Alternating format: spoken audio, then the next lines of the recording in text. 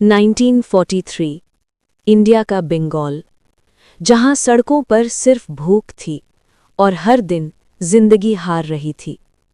ये सिर्फ एक फैमिन नहीं था, ये एक ऐसी ट्रेजेडी थी जिसे आज भी हिस्ट्री के सबसे डार्क चैप्टर्स में याद किया जाता है।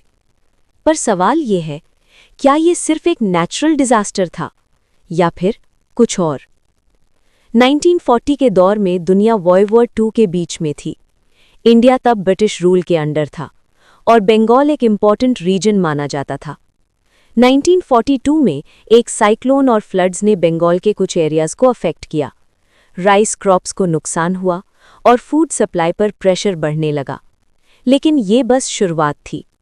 वॉर के चलते ब्रिटिश गवर्नमेंट ने अपनी प्रायोरिटीज बदल दी। फूड, ग्रेन्स और रिसोर्सेज को आर्मी के लिए रिजर्व किया जाने लगा। एक और पॉलिसी थी जिसे डिनायल पॉलिसी कहा गया। इस पॉलिसी के तहत कोस्टल एरियाज में बोट्स और फूड स्टॉक्स को हटा दिया गया ताकि एनिमी फोर्सेज उनका यूज ना कर सके। पर इसका सबसे बड़ा असर पड़ा आम लोगों पर। ट्रांसपोर्ट सिस्टम धीरे धीरे कोलैप्स होने लगा। फूड एक जगह से दूसरी जगह तक पहुंच ही नहीं पा रहा था और बंगाल धीरे धीरे भूख की तरफ बढ़ने लगा। 1943 तक सिचुएशन कंट्रोल से बाहर हो चुकी थी। गांव के गांव खाली होने लगे। लोग अपने घर छोड़कर शहरों की तरफ बढ़ने लगे, सिर्फ एक उम्मीद में कि शायद वहां कुछ खाना मिल जाए। लेकिन शहरों में भी हालात अलग नहीं थे।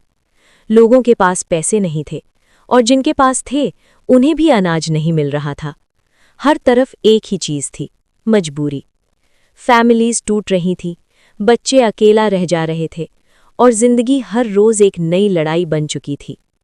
सबसे बड़ा सवाल ये है, क्या उस वक्त अनाज सच में खत्म हो गया था? कई हिस्टोरियंस के हिसाब से ऐसा नहीं था। इंडिया के कुछ हिस्सों में अनाज अवेलेबल था, लेकिन उसका सही डिस्ट्रीब्यूशन नहीं हो पाया। वॉर प्रायोरिटीज, पॉलिसीज और पुअर मैनेजमेंट ने सिचुएशन को और बिगाड़ दिया। अगर वक्त पर सही डिसीजंस लिए जाते तो शायद इतनी बड़ी ट्रेजेडी को रोका जा सकता था। जब तक मदद पहुंची, बहुत देर हो चुकी थी। एस्टिमेट्स के मुताबिक 30 लाख से ज्यादा लोगों ने अपनी जान गंवा दी। ये सिर्फ एक फैमिन नहीं था, ये एक ऐसी घटना थी जिसमें इंसानियत हार गई। इस ट्रेजेडी ने पूरी दुनिया का ध्यान अपनी तरफ खींच लिया और ब्रिटिश रूल पर भी कई सवाल खड़े किए। 1943 बंगाल फैमिन हमें ये याद दिलाता है कि गलत डिसीजंस और प्रायोरिटीज कितनी बड़ी कीमत वसूल कर सकते हैं।